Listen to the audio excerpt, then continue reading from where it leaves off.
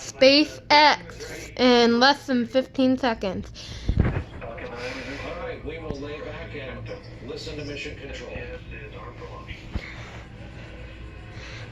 It's going. Under a minute now, the FTS, the flight termination system, has been armed. 0 seconds. Dragon, SpaceX, go for launch. SpaceX Dragon, we're go for launch. Let's light this candle. Do good. T-minus 30 seconds. Oh my gosh.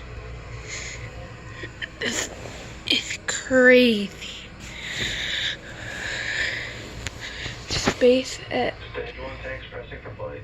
T-minus 15 seconds. 10, 9, 8, 7, 6, 5, 4, 3, 2, 1, 0. Ignition. Liftoff of the Falcon 9. NASA, good SpaceX, Godspeed, bottom dog. Make it all the way. Make it all the way. So far, so good. So far, so good. Okay, Mom, okay. This is history, Hunter. You're seeing it, viewers. SpaceX. T-plus 30 seconds into this historic mission. Flying crew on board Dragon and Falcon 9, and look at them go. Falcon power torture nominal. M1D throttle down. We're throttling down to get ready for the period of maximum dynamic pressure. We're in the throttle bucket. Reports say all systems are go. Vehicle is supersonic. We've exceeded Mach 1 on the Falcon 9. M1D throttle up. We're throttling back up to full power as we're through max Q. Copy 1 Bravo. And we heard that 1 Bravo call out. That's just the second abort zone that they're in. They'll continue to be on this until the first stage has done its job and they switch over to the second. At this point, they'll end up pulling about 2.3 Gs, 2.3 times the Earth's gravity, already moving at over 1,500 miles per hour. Wow. We've heard the call out for MVAC engine chill. That's getting the MVAC engine ready to light. That'll come at about 2:44 into flight. Right now, everything continuing to look good. Next major event coming up is going to be the triple. We'll have main engine cutoff of the 9 first stage engines, stage separation, and then ignition of the second stage engine to continue to carry astronauts into orbit. Look at that cloud. Coming up in about 20 seconds. M1D throttle down.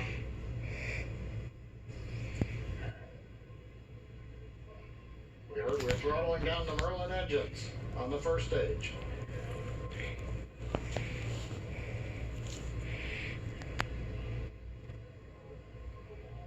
And we have Miko. Eco. Falcon stage separation confirmed. Let's go. MVAC ignition.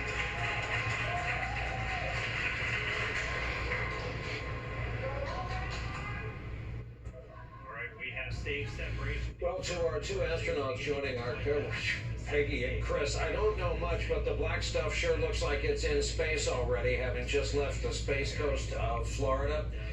Peggy, your reaction to what we are witnessing? So this is fantastic. We've gotten through the first stage.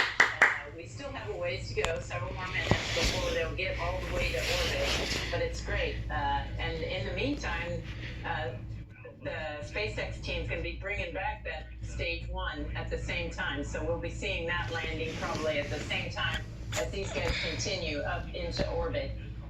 It's about a little over 8.5 minutes for them to get there. And I always think it's very amazing to think that you go from 0 to 17,500 miles an hour in 8.5 minutes. And people at home heard that number correctly. It's considered the nominal speed for orbit, 17,500 miles per hour, along with our usual proviso, don't try this at home or on the interstate. Chris Hadfield, for those of us with any age on us, the number of changes is so gripping. Look at the thrust of the Saturn V rocket that took the NASA astronauts to the moon back in the day, summer of 1969. It had 7 million pounds of thrust, give or take. This had 1 million pounds of thrust, give or take. How are they able to use a rocket given that difference in thrust? And what else are the notable differences as you look at this mission compared to your last mission, for example? Part of it, Brian, is like if you look at what the Wright brothers flew back in 1903, and then you compare that to what we know is a great design for a jet airplane today, we've learned a lot since the very first rockets that went up. We learned a huge amount with the space shuttle, and luckily the folks at NASA and SpaceX, Elon Musk, they've been able to learn from all that, to optimize it, to refine the design, to make it super efficient. And when you can make something simple and refined, then it becomes safer and then it becomes cheaper. And it's wonderful to see. I got my heart in my throat watching each one of these critical steps go by. But when that first stage is coming back to Earth now, when it's separated, that second engine cleanly lit, vehicle stably accelerating, as Peggy said, 5 miles a second. Is it going to be in orbit here now? That's a big threshold to get over. Nobody more focused than Bob and Doug in the cockpit. Boy, I'm cheering them on from here. Chris, veteran pilots sometimes get agita when they look at flat screen cockpits. On the left-hand side, that picture, this is driving a Tesla with an attitude, really. There isn't an analog,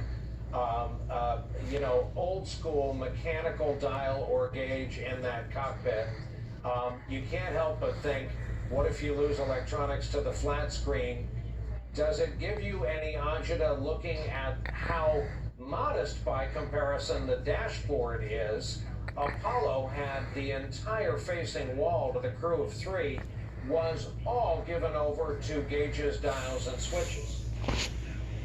You know, the trouble, Peggy and I have both flown the shuttle, and she's a long-time pilot as well, but the trouble with 500 switches is that 500 switches that can fail. If you can make things simpler and as reliable, then you gotta really know this thing.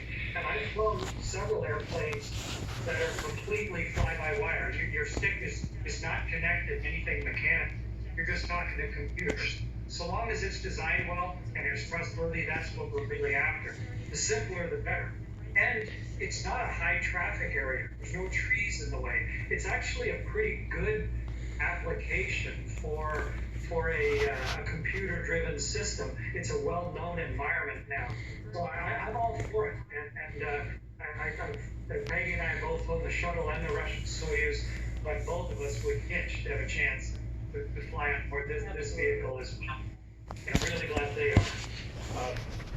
And Peggy, before I give the same question to you, just to tell our viewers, nothing's wrong. On the right-hand side of your screen, the picture you're seeing is one of the marvels, one of the miracles about a truly reusable spacecraft.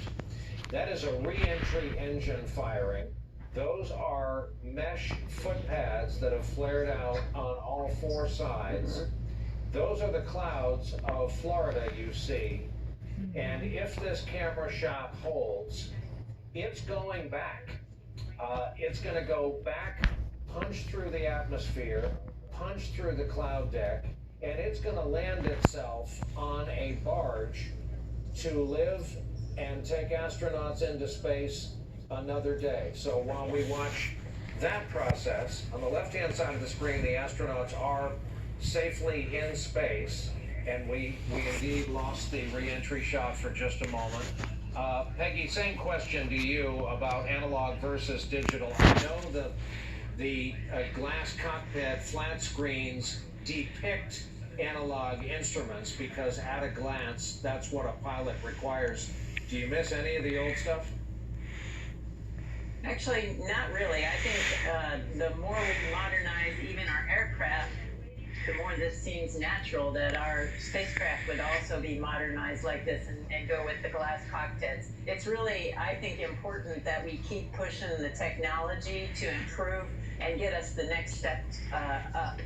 I'm really excited to see it. I know that our folks, our NASA astronauts and our NASA crews were also involved in the development and helped to ensure that we felt everything was safe and going to be successful on this mission. And, you know, we had to do a lot of talking about touch screens and how to make those most effective. For instance, there's a little ledge where the guys put their fingers in to anchor so they can actually touch accurately on the screen. So there were little things like that that they had to come up with to make it very successful. And I'm really excited that things seem to be going so smoothly. And as you said before, landing the stage one is hugely critical to reducing the costs of spaceflight. And I'm so thrilled that SpaceX has been doing this so successfully. By the way, to our audience watching, that shot of the barge with the rocket on it that wasn't on the barge a second ago, no big deal. That's how that is done. It appears there is a T-Rex that has made an authorized trip into space with him, at least a inflated version.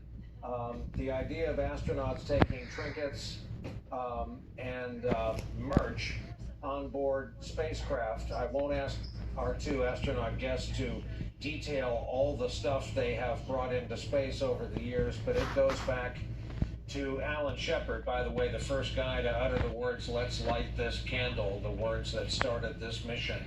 But the first stage is back on Earth, at least on a barge. One of the true wonders and marvels of modern space flight as reimagined by SpaceX, part and parcel of the empire of Elon Musk, who reimagined the automobile with Tesla, and now, assuming these guys hook up with the International Space Station, has reimagined space travel, getting Americans into space, on board an American-made spacecraft. I'll throw in my usual advertisement, especially for anyone with young children who may be interested in space flight. Go ahead and register your phone with NASA, spot the station, you put in your zip code, and you get a notification every time the International Space Station is going to overfly your area. It's a sight to behold on a clear night. It's the most notable bright spot in the sky as it passes over you, and it's fascinating to know that it's 220 miles up, give or take 17,000 miles an hour. Chris Hadfield, sum up what you're seeing and the nice trick it represents when the first stage lands back on Earth. Yeah, Brian, you talked about kids. Both Bob and Doug have young kids. I'm sure they brought along that little T-Rex as a thing to show that now we're suddenly weightless. The engines have shut off. They're getting rid of the trunk here now, the part of the vehicle that they didn't need on the way up, that sort of the interstage there. So things are going perfectly. They are in space. It has worked. Americans are back in space on an American-made vehicle for the first time in a decade since we retired the shuttle. It's a really big moment. And this isn't the end of something. This is a door being kicked open. This is a new technology, a new capability that so many people are going to ride in the future. I'm so pleased for everybody involved, especially with the trying circumstances in the country right now, to see this level of success of what people can really do together. It's a great moment. Yeah, you took the words right out of my mouth. We were up late with the coverage last night of some of our great gleaming American cities in flames. We woke up to smoldering embers in those same great cities. We woke up to reports that there are perhaps even foreign financed agitators in our midst as part of the population of protesters whose aims though fueled by anger and sadness, were a hell of a lot more pure than some of the political motives being alleged today. This gives us a badly needed break. This gives us the chance to think about something bigger and better than ourselves, and those pictures sum it up. On the right, again, anyone old enough to remember the grainy pictures from Apollo 11 when they achieved orbit, the grainy pictures from the surface of the moon. Now we're watching in high definition the glass cockpit, the touchscreen panel inside the flying Tesla that is the SpaceX Dragon. Tom Costello covers all things aviation for us. He is at the Kennedy Space Center. Well, Tom, they did it. Yeah, can I just lose all objectivity and say, wow, that was cool. You know, it's been 9 years since I have stood here for a manned mission. You and I have both been down here at the Kennedy Space Center over the years, watching those marvelous shuttle liftoffs from Pad 39A, and then we've been in this 9-year pause while the Russians were giving the Americans a ride at the tune of, by the way, $86 million per seat. And so now, back on an American rocket headed for the space station. It's a great day. And what's nice about it is it's a bipartisan great day. I think the whole country rejoices in this. A couple of interesting factoids here, Brian. The mission for these two astronauts will last anywhere from 1 to 4 months. They don't know. Imagine that you have to go into space and you don't know how many pair of underwear to bring. Well, they don't know because they want to give this rocket and they want to give Dragon a real good test run. So now the rocket has completely separated from Dragon. Dragon is the spacecraft, if you will, the space ship. It's on its way to the space station, rendezvousing after a 19-hour trip sometime tomorrow. So over the course of the next 19 hours, they will incrementally increase their pitch and their altitude to get on the same orbit with the International Space Station and then go into docking mode. And that's where all of this comes together, and they will see for sure that all of this technology is performing as well as advertised.